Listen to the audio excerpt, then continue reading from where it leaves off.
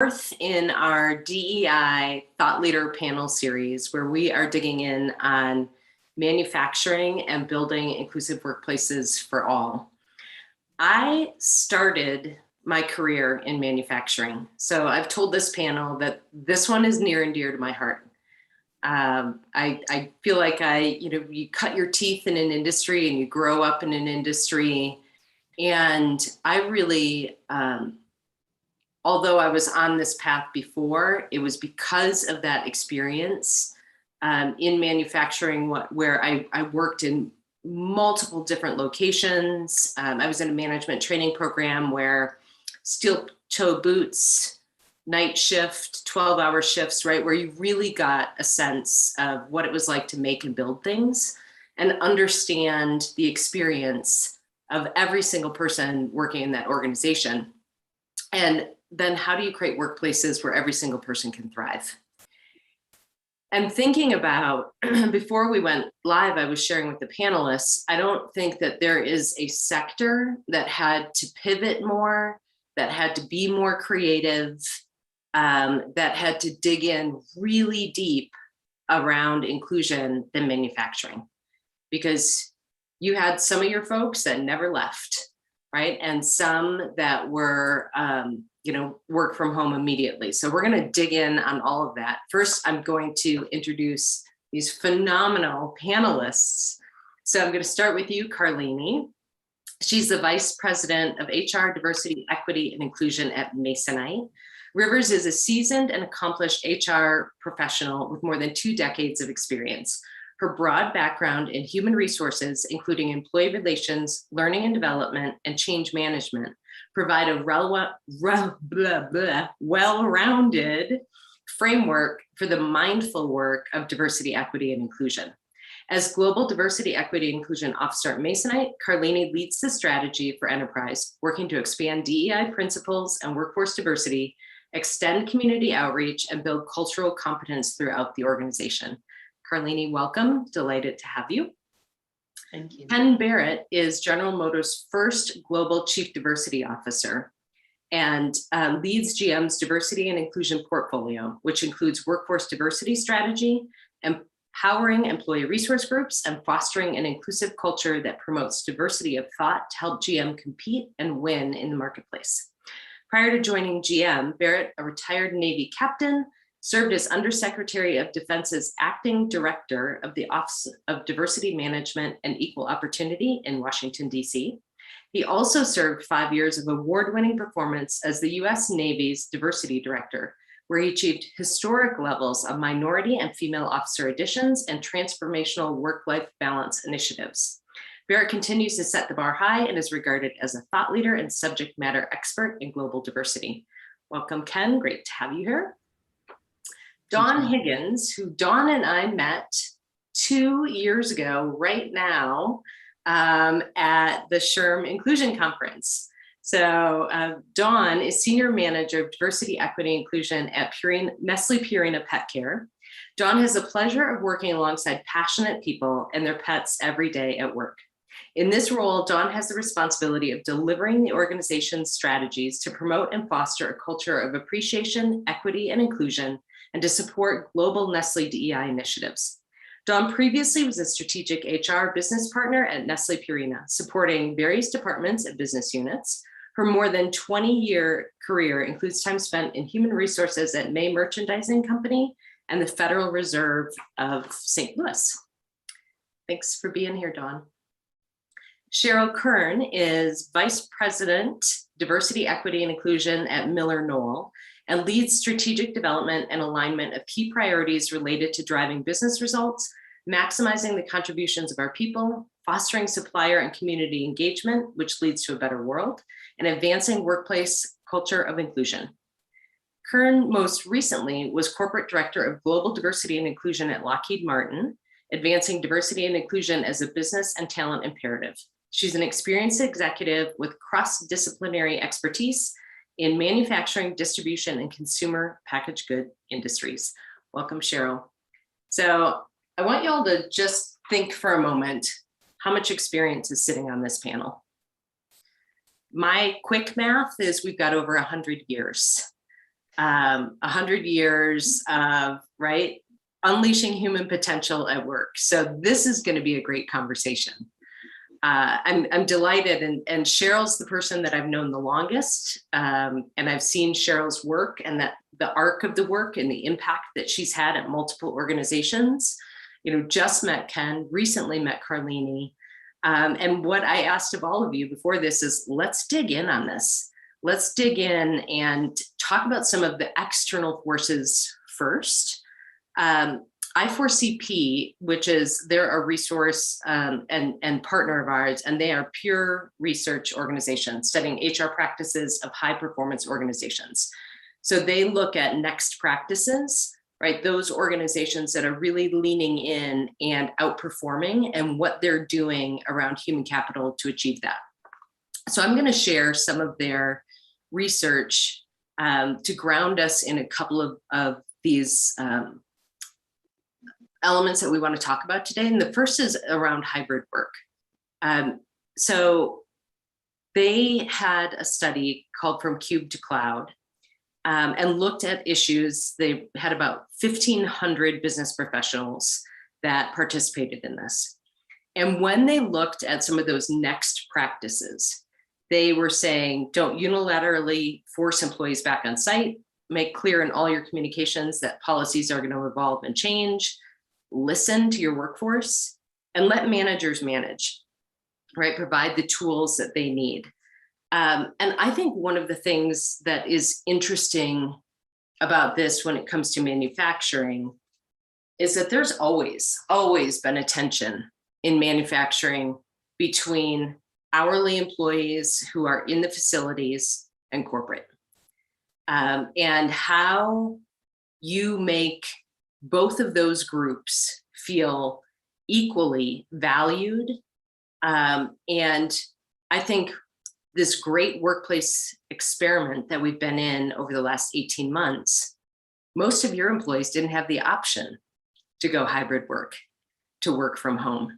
They were essential. You know, one of you said they never left.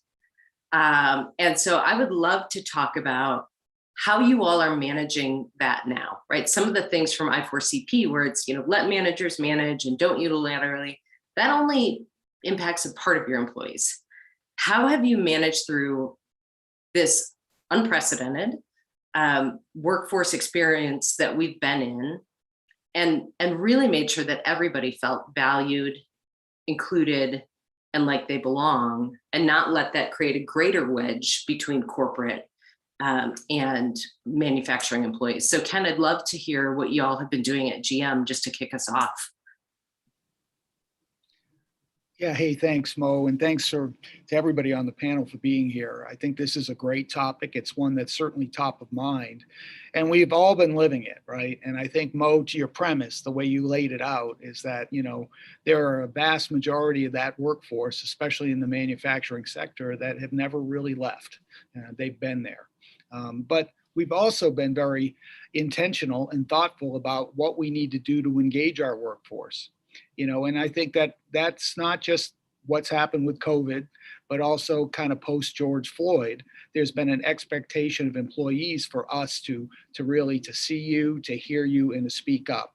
And actually, I just quoted Mary Barra, our chair and CEO, who kind of put that out there.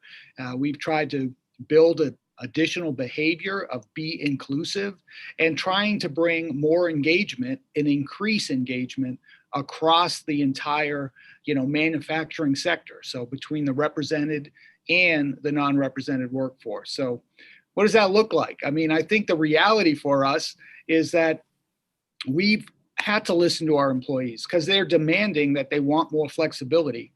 So on the corporate side, we set up a new regimen that's called work appropriately.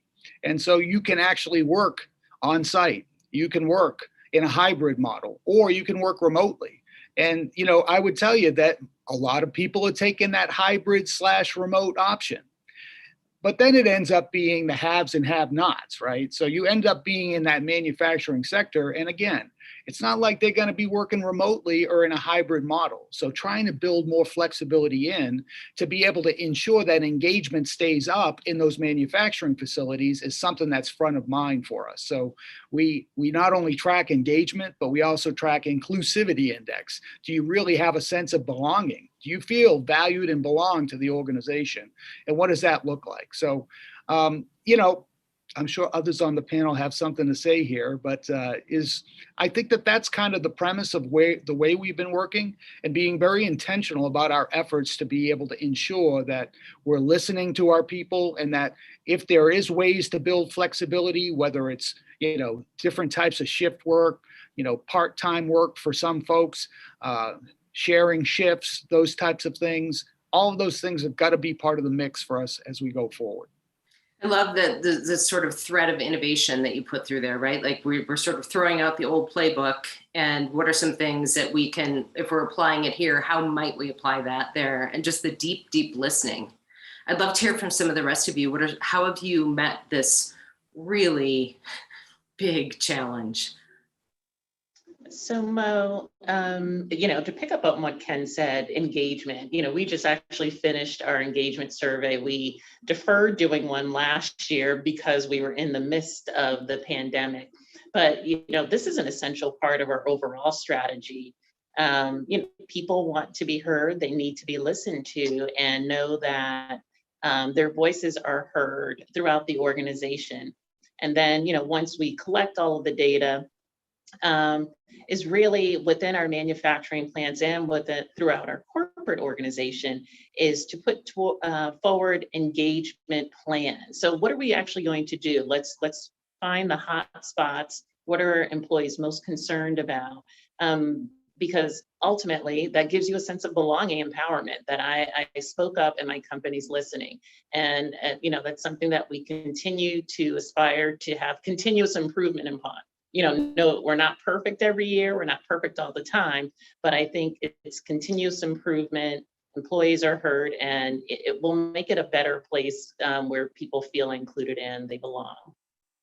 I think there's something so key in there where it's also what's the plan? We built the Pulse survey into the app, right? With the measuring specifically the emotion of inclusion and belonging. And we've said to organizations rolling out, and we made that optional. We said, don't do it if you're not going to do something with the data. Right? Don't ask me if I feel like I'm included and belong, and then it drops off a cliff, because then I'm going to feel even less like I'm included and belong. Yeah, exactly. Other things that y'all have been doing. I love this theme of really deep listening and then action. I would just add, building on what Ken talked about, just a little bit of a different twist, is that we've also, tried to keep in mind all of the stressors and the workload that's on our managers, especially on the manufacturing side, and to equip them with kind of micro learnings that they can use in the moment with their teams. So as an example of that, one thing that we launched early this year is called a Work Team Leaders Guide, which is just like a page and a half that can be used in a huddle conversation, a discussion guide. And it helps leaders to dig into topics that maybe they're not that comfortable with, LGBTQ, right? All these different dimensions of the workforce that they're leading. We've found some good traction with that because it's fast, it's a reference document, and we tell them from A to Z exactly, here's how you can take action, and this is what help might look like with your teams. And so that's just an example of us trying to keep our eyes on the rhythm of the business and the workload that's on the leaders. Sometimes, as you all know, we can get so conceptual on the corporate side, but making sure that we translate it into something that's really actionable for those that are in the manufacturing environment has been helpful for us anyway. Well, and I love sort of meeting folks where they are versus trying to make something fit, right? Saying, hey, we know they have daily huddles. What's a resource we can provide in those daily huddles? Love that, Cheryl. No, I agree. I love what Ken and Carlene and Cheryl have been saying. I think we've been doing some similar things at Nestle Purina Pet Care. as well. And for those of you all, I don't know who's listening or watching now or later, but I'm an African American female with straight black long hair and wearing a powder blue shirt. And just to let people know. And we've definitely experienced this at our factory, our frontline, our essential workers, because as we had talked about, they never left. They never left. Whereas in our corporate part of the organization, we had a little bit more, I would say, that hybrid, right? Where you're working remotely, or you have the opportunity to come back into the office and work as well, realizing that it's not a one size fits all. Some people are living by themselves and need to be in this corporate environment or that office environment for mental health and reasons of that nature. But since our factories never shut down, looking at different things to do of staggering shifts. I heard Ken say some things around that, staggering times of people coming in, limiting the volume of people in certain locations and areas to try to allow for more of that social or physical distancing within the factory floors, and working with individuals in their individual situations and concerns that they have going on, and how best to work with them and their scheduling of needs. But as you get through some of these things of incorporating, not necessarily, we're just going to do it for COVID, but now this might be a better way, right? Because we've all kind of had a pivot and shift. And what are some things that we can do that might be more beneficial now, because we had to be a little bit more agile in this space, and move towards some things that are turning out to be a better practice for the organization. So I think, some of the things the other colleagues on the panel have said, we've been doing some of those things as well, and listening, doing a better job of listening to our employees. Will we always get it right? No. But I think we all reserve the right to improve and get better through the listening that we do with our associates, but being a little more transparent as to why we need to do things this way, or why we may not be able to do things that way at this moment in time. But we're still taking those things into consideration and advisement due to those surveys that we conduct, those engagement surveys, and do our pulse surveys and let them know what's happening through those moments. So that's very important too. I heard you say, Mo, we can't just say, here's a survey and then we do nothing about it, right? But we're constantly feeding the associates what's happening with those engagement surveys. So listening to them and getting their thoughts and opinions on how we're doing some of this new way of working, possibly, or setups, if you will. Well, and I love so much of that where it's, we reserve the right to get it wrong, right? But to keep trying, right? To keep leaning in and saying, we're gonna try this, we're gonna try that, and we're gonna see some of these things might stick, some might not. I have been saying this year that this is what I call an Etch-a-Sketch moment in terms of leadership, and how, right, you shake the Etch-a-Sketch and you get to create something totally new. And I love what you were saying about some of this isn't just for COVID, right? It's for, wow, this actually is a better way of doing this. And I think I love hearing the innovation. I love hearing the things that you all are trying and that you're leaning into getting better. I want to share a little bit more research talking about workforce readiness, because I think that is, what a topic, huh? So looking at the data, let me make sure I've got the right stuff here. So they actually, this research is going to be published later this fall. It's not even out yet. It's called Accelerating Workforce Readiness.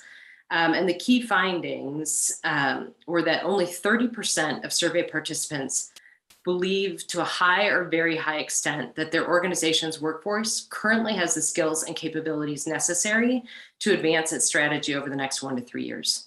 And that's 60% that are saying we're not ready.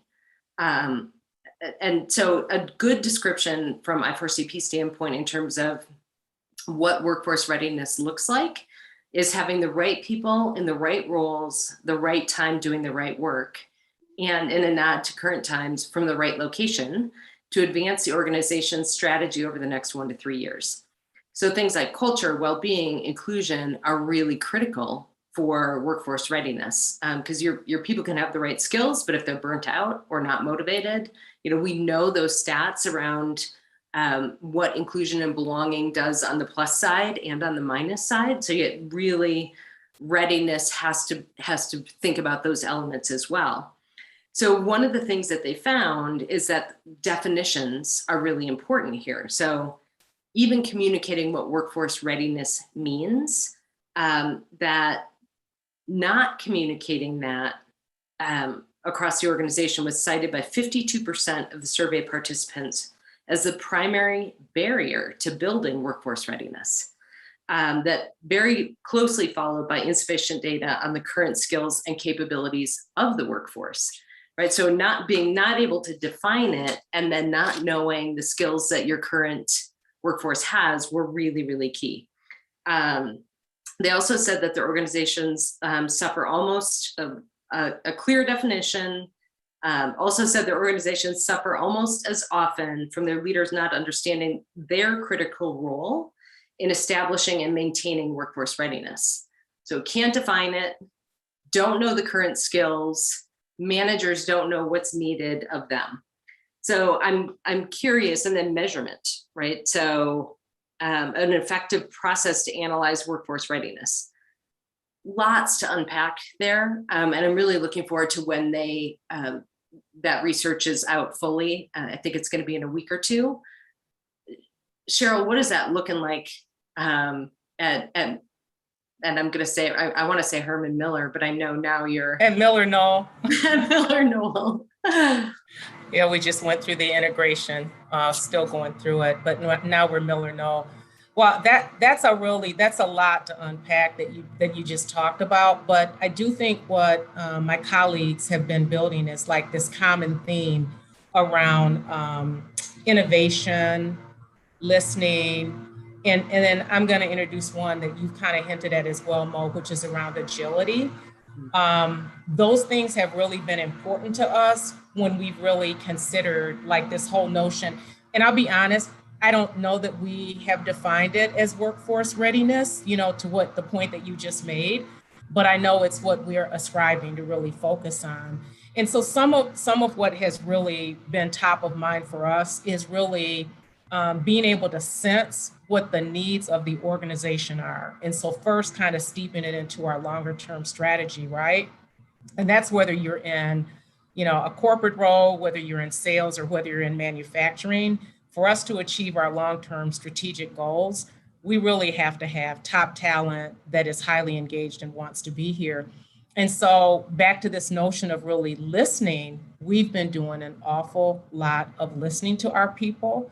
And that's really resulted in a couple of different things that I'll point out. One has really been doubling down on leadership readiness to be able to coach teams.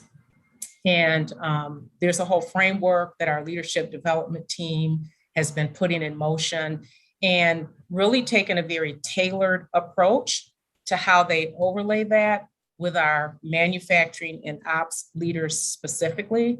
And there's a specific program that's being tailored to address the needs of that particular group, but applying it across the organization.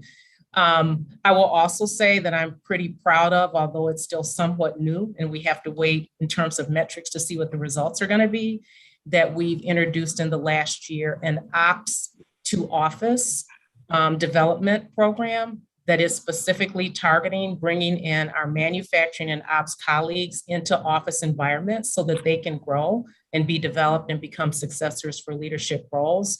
I'm particularly proud to have 2 people on my team that are in those stints, and we're putting a lot of developmental focus into them so that they can grow and develop into what we want. So those are just some examples of some things that we're really focused on, but lots of listening, trying to be as agile as possible. And lastly, like in the midst of COVID, every single time we're headed in one direction and we think we've got something ready to like really, that's the thing. here comes another COVID pandemic twist, and you have to kind of go in a little bit of a different direction, but just trying to make sure that we're not, that we're not being disruptive to the business and that we're not being scattered and saying, hey, these are the things that really matter the most to us. So those are some examples of things we're working on. I love that agility piece of it, right? And really focusing. Most organizations, if you focus on your people leaders, you're impacting 80% of your organization, right? So if you're equipping those people leaders with some of these skills and then the deep listening, what are some of the other things that y'all are doing to be prepared? Because I use, for example, I come out of the print industry. When I started, right, at Quad, I got to call my parents and say, I'm a stripper. And they were like, what are you talking about?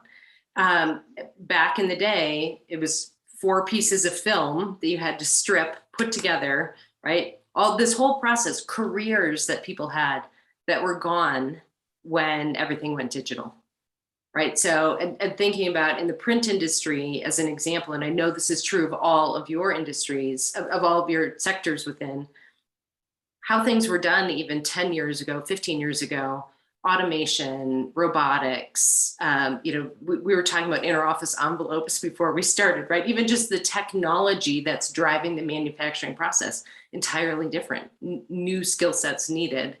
And so, and what will that be? What will that be in 2 years, in 3 years? What are some other things that y'all are doing? Cheryl, I loved some of that ops to office, and I know there's other great things happening here. Yeah, hey, Mo, this is Ken. Just to add in, I think Cheryl's spot on. There's a big part of not only agility, but adaptability. I think that if you look at General Motors, we've championed the idea of zero, crashes, zero emissions, zero congestions, and all electric future. And I'm telling you, that fundamentally means you have to do an organizational shift. And it's not just manufacturing capability, it's mindset and how you actually, tackle all of those things. So, we have an operational excellence or OPEX regimen in place to where we've kind of done a one workforce between our hourly and salaried or represented, non-represented workforces, and looked at some of the things that Mo, you were bringing out as well. The growth and development pillar, there's a communications pillar, there's a health and well-being pillar, there's a physical space, there's social interaction, all of those things. And then there's also the leadership in the plants and how we engage that group, our group leaders and team leaders. So I think all of it is, at the end of the day, it's kind of back to the premise before that we're really trying to ensure that we're improving engagement across the board. But all of these elements are basically positioning ourselves to be able to say, hey, look, this is how we change and transform the organization to be set up for the future. And that's really at the fundamental part of the research that you laid out. Well, and I love that whole ecosystem, right? You're looking 360, every element that you talked about, Ken, right? You can't just look at one pillar, it's all of them. Right, Dawn or Carlini, what have you want to add here? I think this is great. Yeah, it looks like we're both jumping in. I definitely agree and with what has already been said. I mean, you definitely can't look at just one. I mean, because it's so connected. And I think about our management development associate program that we have of bringing in talent to accelerate them through management into manufacturing. So they are getting those aspects of working in the manufacturing, seeing some of the stuff, I guess, in the office or corporate environment as well. But, because they're going to be leading, in many cases, leading us into the future and ensuring that they are equipped to handle what's happening now, but also be positioned for the future. And so agility is definitely a thread within our Purina organization. It's out there. It's what does that look like? What does that mean? How do we do this agility while embracing being uncomfortable doing it? And when we think about this talent and being more intentional and purposeful around, these developmental conversations with people, and letting them know, a little bit more about what's next for them and what do they need to do to gain and to be prepared for whatever those next opportunities are, right?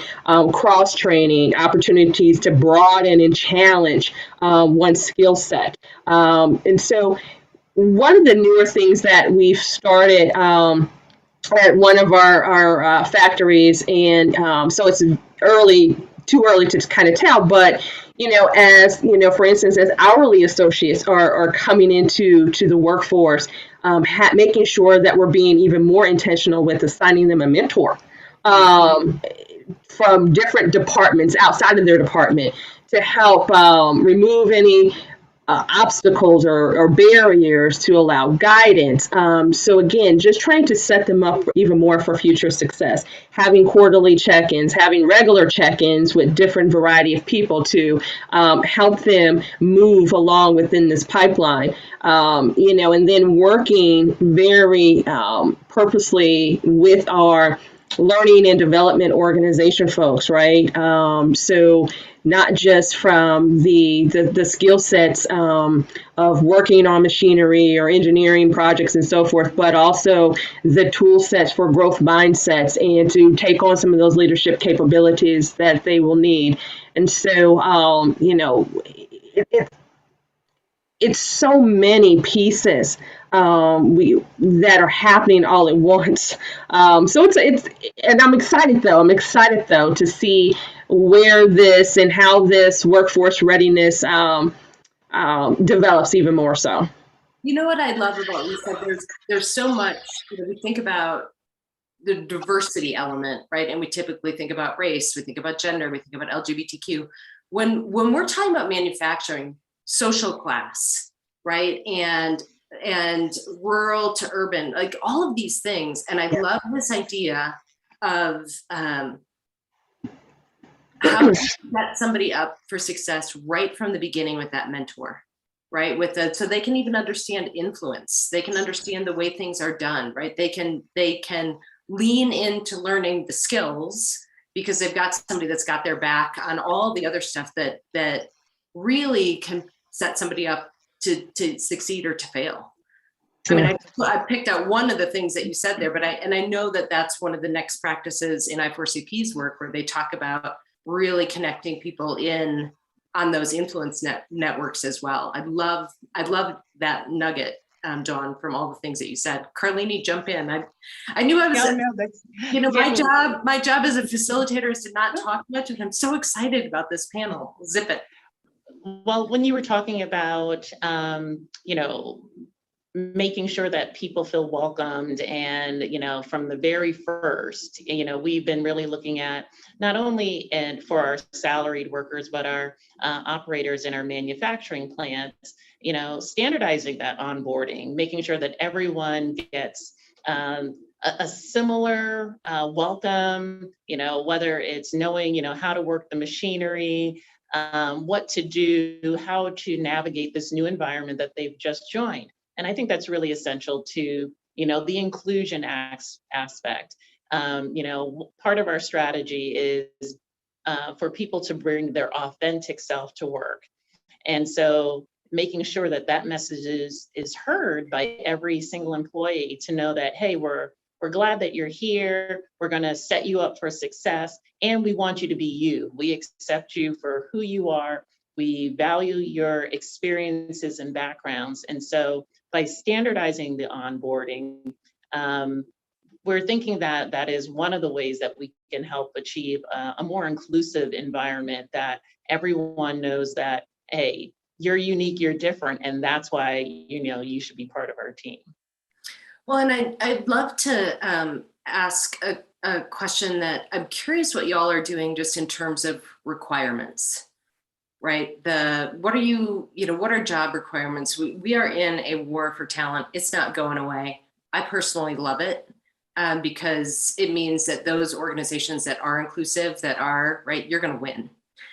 Those of you that are really focused on this, doing the good work like y'all are. And so, looking at, it used to be, you need this, you need this, you need this, you need this. Is that still the same, or are you looking at, we're just going to get really great at training? I think it depends on the role to an extent, so there's some roles where you do need to have certain skill sets, but, we are, I would say from salary to our hourly positions, an organization that wants to have the best talent that we can find, but we are willing to train and develop people. People who have, high aspirations for themselves, who want to contribute and be part of a winning team and environment that is diverse, is innovative on, the cusp of industry changes, and really want to be part of, the Masonite team. It's not necessarily, a one size or, one particular path. I think it really depends on the role, but I think there's lots of opportunity, within our company for people to succeed. So those requirements will vary.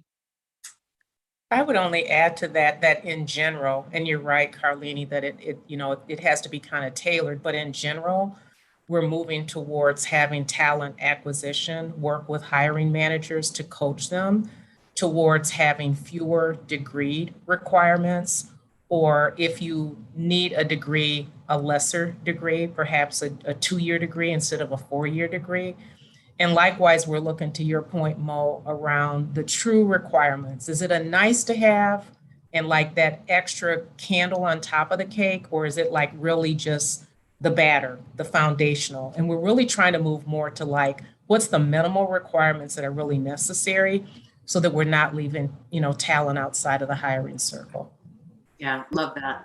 Yeah, we do something very similar to that. What again, really working and being that partner with those hiring teams, our talent acquisition team, talent sourcing team is really, they really partner with those hiring managers and or department and teams to help them understand, again, also some of the trends that are out there, right? And what they're seeing. And some of that, where we're really, looking for that talent. Everybody's looking for this, some similar talent. So, and what's imperative, right? Like you said, what do we really need this person to come in with and being able to do? Because the other things, we're going to be training them on our systems, training them how to do the work that we need them to do within our environment and so forth. So it is a combination of that. It's not either this or that, but it's a and or both. So what minimally do you need to do? So I think really looking at what's happening in the environment, the talent wars that are happening, how can we, be attractive? What do we need to be doing to look at, maybe to tweak some things here and there, really looking at those job descriptions. Are they inclusive with the language that's in the job descriptions? Doing a lot more open hiring events where we're interviewing a lot of people and making offers on the spot, where we didn't probably do that years ago. You had to sit and wait and do all. It's like, no, let's get after people now. So I think, again, being agile to and adapting to what's happening externally in the environment as well. Love that. Any last thoughts on that, Ken? Well, first of all, I'd say yes and to Don and Cheryl and Carlini. Okay, so I think we need to reimagine how we go after talent. And I think Cheryl was spot on that we've got to really make sure that we're being very intentional about what are in fact, the requirements. So, Mary Barr, our chair and CEO, is actually the lead of the Business Roundtable. But prior to being the lead to it, she was the actual chair of the Education and Workforce Committee. So we've been doing a lot around multiple pathways, being able to find alternate sources, if you will, for talent coming in. But, from the UAW, General Motors, all the other automotive here, apprenticeship has been a big part of what we do. So being able to train those folks in this whole ecosystem to be able to get to a manufacturing role. I think we've been doing that for a while, but now we need to reimagine it a bit. And I think a lot of it inside of that with the multiple pathways, and also, we're part of the 110 initiative as well, where we're really trying to be able to understand where that talent is and what can we do and identify specifics that a person has to actually provide to do the role.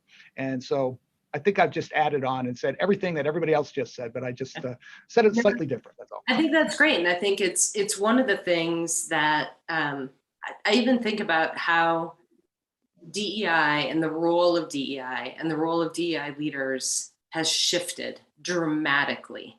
So there didn't used to be a DEI function, right? There was this is, the organizations that have been at this the longest, we're still only talking 30, maybe 40 years. And if you look at what's happened in the last 18 months, I feel like there's been a dramatic shift. And I would love to hear, Carlini, what your thoughts are in terms of what is this changing role, particularly when we're talking about manufacturing.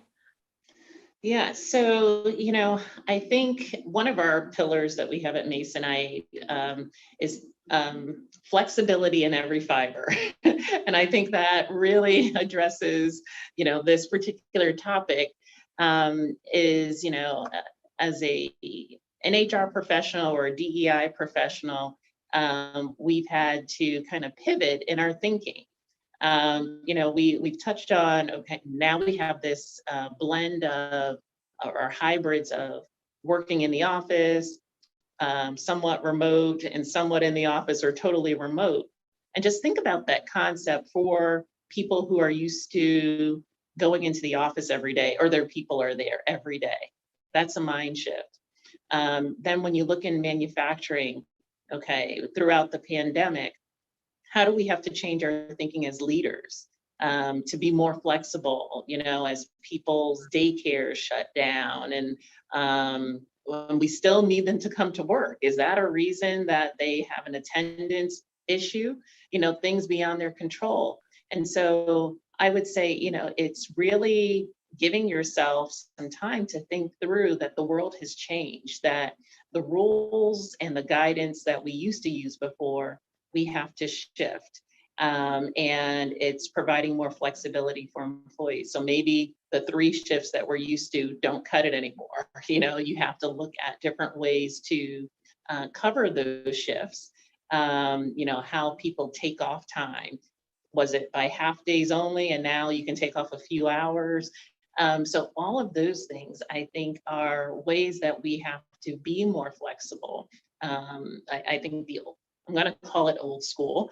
The old ways of thinking, we have to really broaden it and think about what is this new world we're in. So not only for the manufacturing side, but what do our employees need and want? I think I have changed my perspective as well. So I have 2 young adults in my household, and what do they want out of a job? It's not necessarily to work with the same company for 25 years and then retire. I think there is probably a new way of thinking where that people want to have a greater work-life balance. I think that's one of the things that we've learned out of the pandemic is people want to go to work, do well at their jobs, but they also want to have a richness of their life now. So, flexibility, thinking differently is something that we all have to adjust to. I love that DEI leaders are really the stewards of that, right? Of making sure the organization is that flexibility in every fiber. I love that. Other thoughts? How have you seen this shift? I mean, Cheryl, you have been doing this work. Ken, you've been doing this work. Both of you, multiple organizations, long time. What's that move looked like?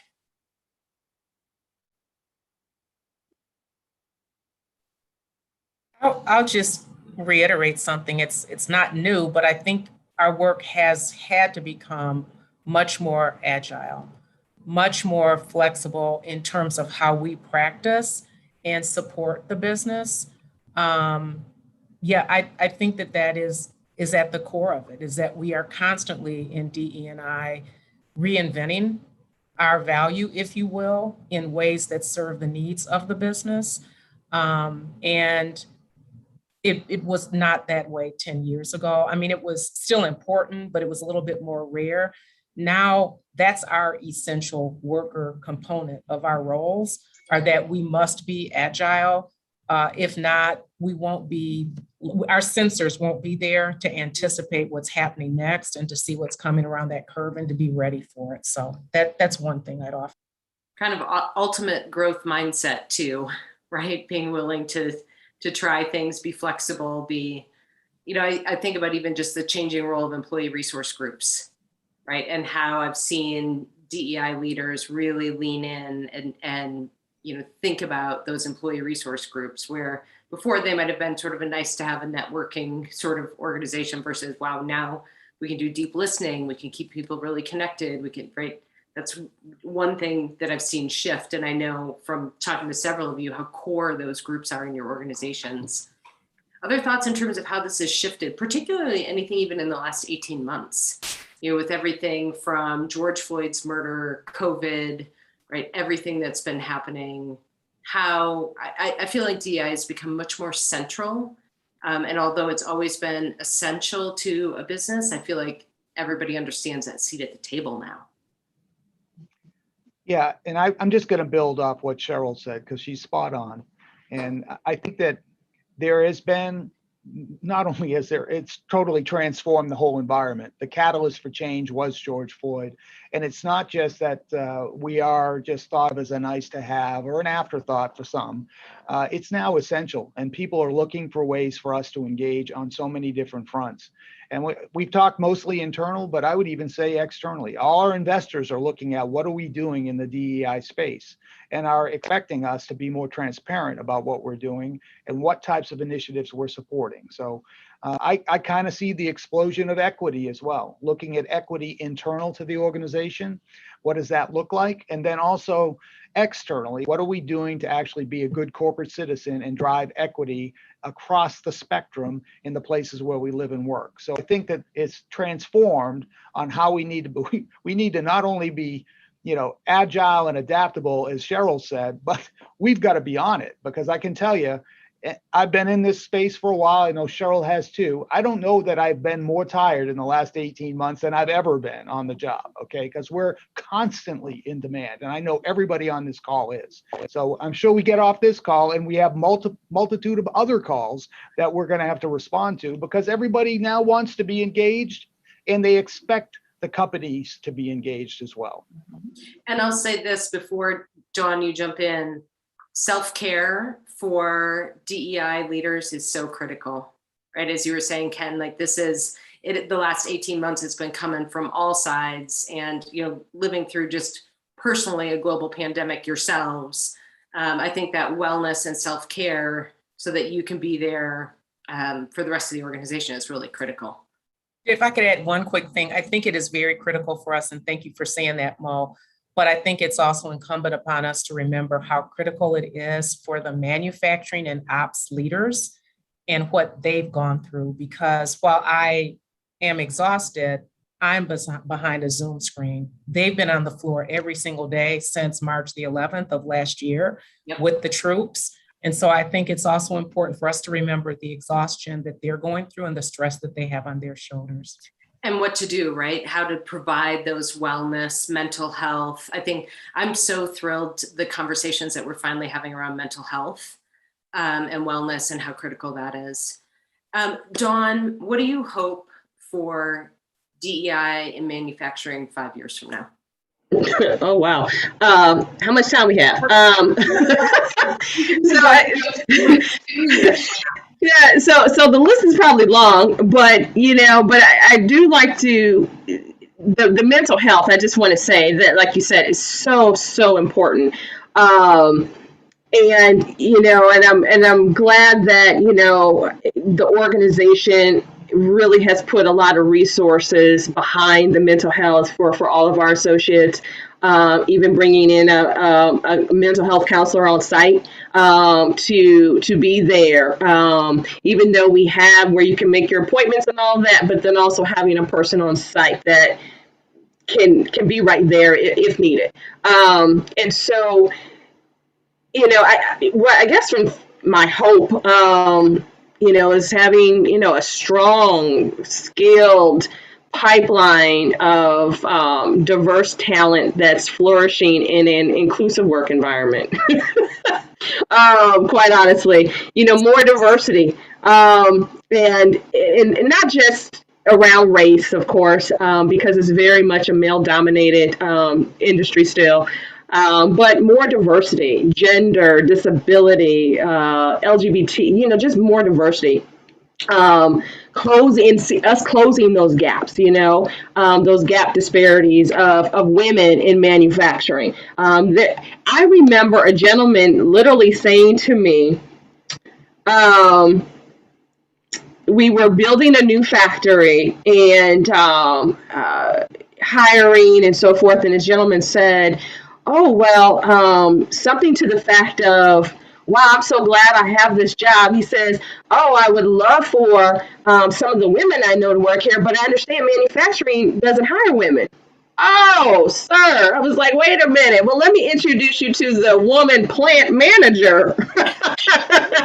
So, but while we do have phenomenal women in the manufacturing industry, we need more. We need more women, and we need to have more women rising up through those higher level positions within the organization. So I would love to see higher levels, amongst the diverse population moving up and through, the organization, and so important, which I definitely have seen the kind of that catalyst of George Floyd's murder, the dialogue or the listening conversations we have had and still happening, that I'd love to see more of that, right? Of really leaning in more, listening to our associates to ensure all voices are heard. You see my graphic behind me. Everyone is welcome at the table, right? And they might need a different seat or chair, but they're all welcome at the table. And we want to make sure we have all of our folks at the table, embedding inclusive behaviors in the day-to-day operations, in their responsibilities. I don't want people to be thinking about DEI as, oh, it's a program over here. No, it's imperative. It's strategic to the business. It is the fabric, quite honestly, I believe, within the organization, and is threaded in every single thing we do, from who we hire to who we free up in the organization. So from hire to retire and everything in between, that's part of my hope. I mean, the list goes long, it's long, but that's part of my hope. Love that. How about some of the rest of you? I think to piggyback off of what Dawn said, there's so much that you want for DEI, but when I think about, what does success look like? How do you define it? And is 5 years long enough? It's a long journey. I start thinking about, well, not that I want to put myself out of a job, but if it becomes more ingrained where everyone is thinking about it, and it's not, to your point, Dawn, not a program. It's what all managers are thinking. They're calling out unconscious bias. It's not the HR person saying, make sure your slate of candidates is diverse. It's the manager saying, this slate looks very homogenous. How about some diversity? And and that's part of where I want to see it to grow to, so that it's not just a DEI focus, not a program, but more ingrained in everyone's daily activities. Love that. I have a pretty simple one, and that is that we would continue, which I think we're all doing this now, but that we would continue learning more from manufacturing than we're teaching them. And I think very often we're talking to them like they are a different breed they're really the same as all of us, and we have so much to learn from them. So my hope is that 5 years from now, we would say how much we've learned from them, as opposed to how much we taught them and brought them up to a certain level. I've had the great fortune of working with our global head of manufacturing that allowed me to go on a listening tour virtually across all of our US plants. And I will tell you what I've learned from these folks. It's amazing, and we all have a lot to learn from them. So I hope we will learn a lot from them. Love that. Ken? Yeah, just to build on that. I mean, I think sometimes people will think that the manufacturing site's the problem. They're not the problem, they're the solution. They really are. And all your great ideas are gonna come from your manufacturing facilities.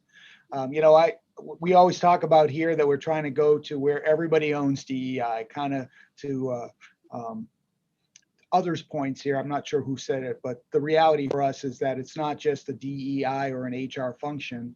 We're really trying to build leaders to own it, but ultimately it's that everybody owns it. And so to me, that's where, the maturity model to kind of get to an inclusive culture, everybody in fact owns it. Yeah, I love that. Right. That's our concept of everyday inclusion, right? Like literally woven into everything. All right, y'all. I would love, and by the way, we don't have time for it, but Dawn, but I'd love to tell you the story sometime of when I was stopped point blank.